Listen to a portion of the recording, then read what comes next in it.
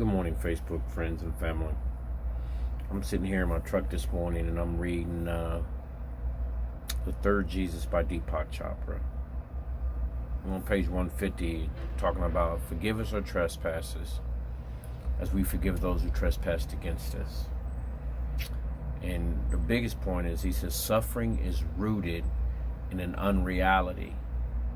And he said you can go beyond suffering by seeking what is real. And so this is kind of what he says. If there is something in your past that you feel especially guilty about, sit quietly and go through the following steps. Visualize what you feel guilty about. See the scene where it occurred and feel the way it feels. Or feel the way it felt when it actually happened back then. And we're talking about forgiving ourselves right now. Visualize what you feel guilty about. See the scene where it occurred and feel the way it felt. Then it says spend a few moments releasing your guilty feelings. If this requires you to cry, take deep breaths, or lie down because your feeling is so intense, follow your instincts. But don't indulge in the guilt. Tell yourself that those feelings are leaving. Ask for them to be lifted from you.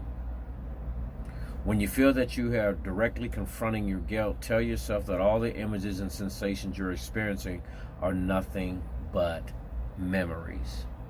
As such, they have no present reality. Don't fight to make them go away, since that doesn't work. Emotional detachment causes memories to linger. Emotional attachments causes memories to linger. But emotions from the past are also unreal. They are shadows casting darkness on this present moment. So express a willingness to let go of what isn't real. Ask the old feelings and stuck energies to go away and return to their source. Listen for a response. Guilt, like any stuck energy, grows louder and louder and stronger in the mind when it is heated, when you pay attention to it. It's like a microchip constantly repeating the same message. Don't mistake this intensity for proof that you are a bad person and what you did would never be forgiven. See, that's the trick. The intensity is nothing more than a cry to get your attention. So pay attention, and as you do, express your sympathy and understanding for yourself. When you set yourself free from your own personal guilt and that repetitive message that's going on in your head, feel it, live it, experience it, then let it go. Because if you don't, you will continue to suffer, and that suffering will be brought on to other people. So everything that you may feel guilty about, you'll blame someone else. But this is the key.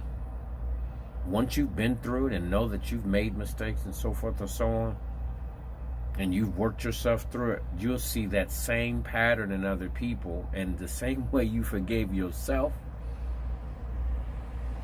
in the same way you understand how you fell into those situations, is the same way you pass on to the next person. So when someone does something to you, yeah, we're going to feel it. We're going to feel the pinch or the burn, especially if you love them. But true forgiveness will let it go, because if you don't, that's where suffering comes from. Suffering comes from unforgiveness.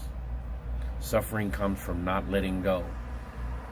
And we just pass the suffering on to each other, which causes sickness and pain and eventually death.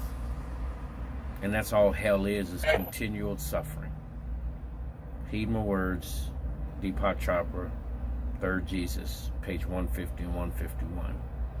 I hope I bless someone today, because I'm blessed. If y'all don't know me by now, I've made a lot of mistakes, but I'm free. And no one is going to make me live in my past or live in my past guilt. Because today, in reality, I'm free. And I'm a new man. Y'all have a wonderful, wonderful Saturday morning. Enjoy your families and your friends. To God be the glory in all that we do.